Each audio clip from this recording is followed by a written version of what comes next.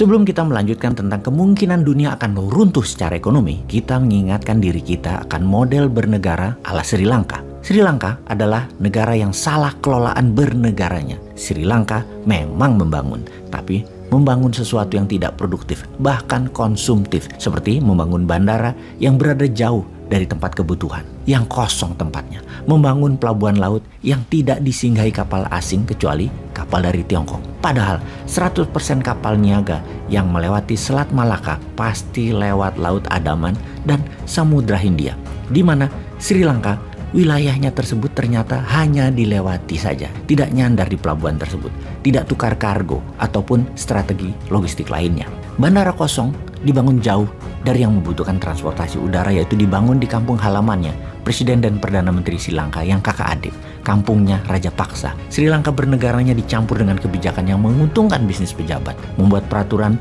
dengan membungkus kekuasaan kesannya untuk rakyat, padahal tidak. Bernegara hanya membuat harta berputar di kalangan pejabat dan keluarga pejabat, yang dalam hal ini mereka adalah keluarga dan kolega Raja Paksa. Fakta di lapangan, Sri Lanka sekarang krisis ekonomi negaranya. Setiap hari demo, rumah sakit berhenti melakukan surgery atau operasi, listrik mati di 50% wilayah Sri Lanka, cadangan pangan hanya tinggal 1 bulan lagi. Kita ke Pakistan sekarang. Ekonomi Pakistan memerlukan 36 billion dolar untuk bisa menyambung hidup rakyat Pakistan. Ketika meminta bantuan IMF untuk membail out hutang Pakistan, ternyata IMF menolak permintaan Pakistan tersebut. Apa yang menyebabkan penolakan tersebut? Pakistan bisa dikatakan negara yang berbahaya. Berbahaya karena ada 3 kelompok teroris besar yang tinggal di Pakistan dan besar di Pakistan. Pakistan adalah juga negara yang memiliki senjata nuklir. Saat ini, Perdana Menteri Pakistan yang baru, Shehbaz Sharif, sedang di Turki. Tujuannya satu, survival of the Pakistan nation.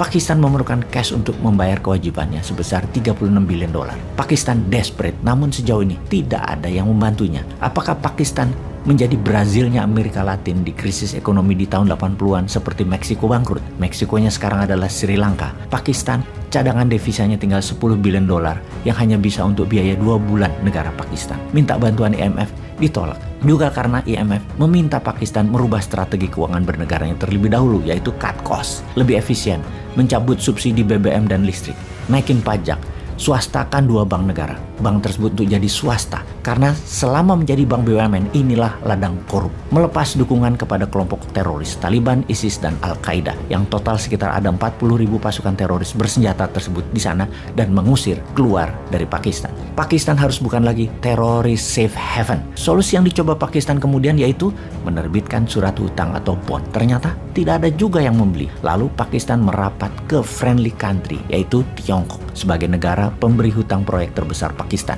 dan ditolak juga sama Tiongkok. Kemudian merapat ke Saudi Arabia serta ke Uni Emirat Arab, juga ditolak. Syarat negara sahabat itu hanya satu, kalau disetujui IMF mereka baru bantu. Kita rincikan lagi sebenarnya apa sih aslinya kenapa negara-negara nggak ada yang mau bantu Pakistan. Karena kebiasaan buruk dari negara Pakistan itu. Pakistan itu dalam 20 tahun terakhir sudah di bail out 22 kali dan memang parah ngelola negaranya. Untuk yang nomor 23 kali ini semua mundur, ambiar itu Pakistan mengikuti jejak Sri Lanka. Sekarang kita ke Argentina. Inflasinya mencapai 50% dalam 6 bulan ini karena mahalnya import BBM dan pangan. Kemudian menghadap IMF untuk minta pinjaman 45 billion dolar. Juga belum diberikan. Di saat yang sama, El Salvador dan Peru sama nasibnya dengan Argentina, inflasi di atas 30%. Dan 4 bulan ini pengangguran terburuk dalam 10 tahun terakhir. Ke negara sub-Sahara Afrika sekarang, Kenya memerlukan bailout 70 billion dolar. Ghana memerlukan 45 billion dolar untuk membailout. Juga Afrika Selatan. Kita ke Turki. Inflasi Turki mencapai 70% dalam kurun waktu 12 bulan ini. Mata uang lira Turki turun 35% dalam 12 bulan ini. Dari data ini semua, World Bank memprediksi setelah Sri Lanka akan ada 12 negara lagi yang ambruk seperti Sri Lanka di tahun 2022 ini karena tidak bisa membayar kewajiban hutang. Kita samerikan informasi kali ini. Sebagian besar negara berkembang punya masalah pinjaman yang besar dan berat. Anggaran nasional sudah di ujung habis. Semua dipaksa memotong anggaran negara. fokus ke yang perlu-perlu saja. Kemudian, sebagai new mind, adakah solusinya untuk masalah ekonomi dunia ini? Pertama, stop berhutang menggunakan mata uang negara lain, terutama dolar. Kemudian, perkuat ketahanan pangan nasional tanpa unsur impor. Kemudian, memotong anggaran negara terutama untuk proyek yang tidak membuat efek domino pertumbuhan ekonomi nasional. Jangan lagi mengambil pinjaman asing dan membangun tanpa mengaktifkan kekuatan ekonomi nasional yang ikut membangun. Misalnya ada sebuah proyek, 80% yang minimum adalah kekuatan nasional, baik dari bahan baku, SDM, dan modal.